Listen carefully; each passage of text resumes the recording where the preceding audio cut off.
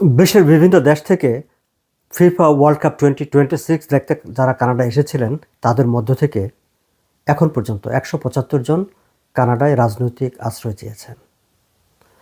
Canada ইমিগ্রেশনের তথ্য অনুসারে এই সংখ্যাটা সামনে আরও বাড়তে পারে, কারণ অনেকেই ভিসার মেয়াদ শেষ হওয়া পর্যন্ত কানাডায় থেকে তারপরে রাজনৈতিক আশ্রয় চান, অনেকে আবার কিছুদিন থেকে ভিসার মেয়াদ থাকা অবস্থায় রাজনৈতিক আশ্রয় চান। ফলে শেষ পর্যন্ত এই সংখ্যাটা কততে দাঁড়াবে সেটি এখনই সুনির্দিষ্টভাবে বলা যাচ্ছে না। তবে এখন পর্যন্ত যে 175 জন রাজনৈতিক আশ্রয় প্রার্থীর হিসাব পাওয়া গেছে, এরা সবাই ভিসার আবেদনে ফিফা ওয়ার্ল্ড কাপ 2026 দেখতে তারা এসছেন বা আসতে চান সেটি উল্লেখ করেছিলেন। যারা ওয়ার্ল্ড কাপের কথা উল্লেখ না করে ভিসার আবেদন করেছেন এবং এসেছেন, সেই সব আবেদনকারীদের মধ্যে বা সেই সব ভিজিটরদের মধ্যে কতজন রাজনৈতিক আশ্রয় চেয়েছেন বা থেকে গেছেন তার হিসাব অবশ্য আইআরসিসি দিতে পারেনি। আরও একটি তথ্য জানার চেষ্টা করেছিলেন সাংবাদিকরা।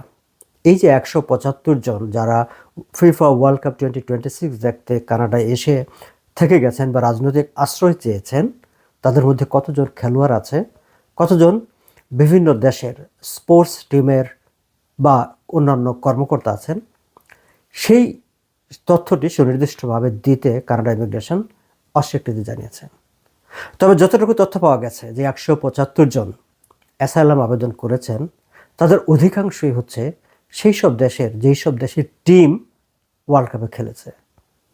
দর্শক, আপনারা জানেন যে কানাডা এবার টরন্টো এবং ভ্যানকুভারের এই দুটি শহরে মোট 13টি গেমের আয়োজন করেছিল এবং এই গেমগুলোতে অংশগ্রহণ করেছে যেই সব দেশ, তার মধ্যে অবশ্যই সেনেগাল আছে, ঘানা আছে, মিশর আছে, এরকম বিভিন্ন দেশের 175 জন অ্যাসাইলাম চেয়েছেন।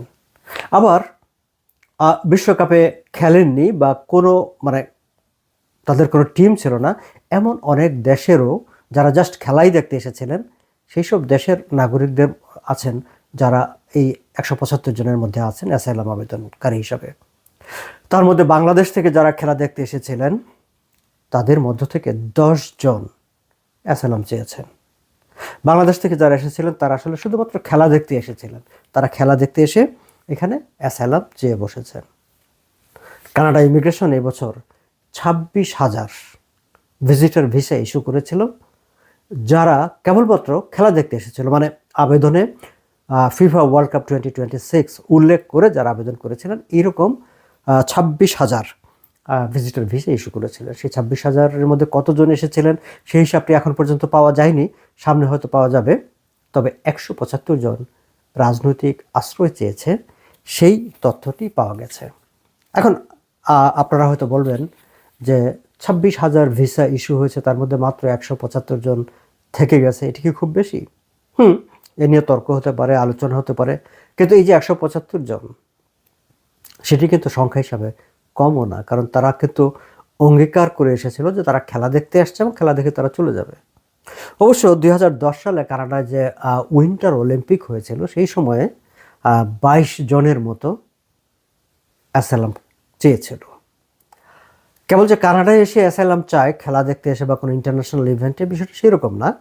অন্যান্য দেশেও যেখানে যখন ওয়ার্ল্ড কাপ, সেটি ফুটবল হোক, ক্রিকেট হোক, অলিম্পিক হোক বা যে কোনো ইন্টারন্যাশনাল অ্যারেঞ্জমেন্ট হোক, সব জায়গায় এই ঘটনা ঘটে।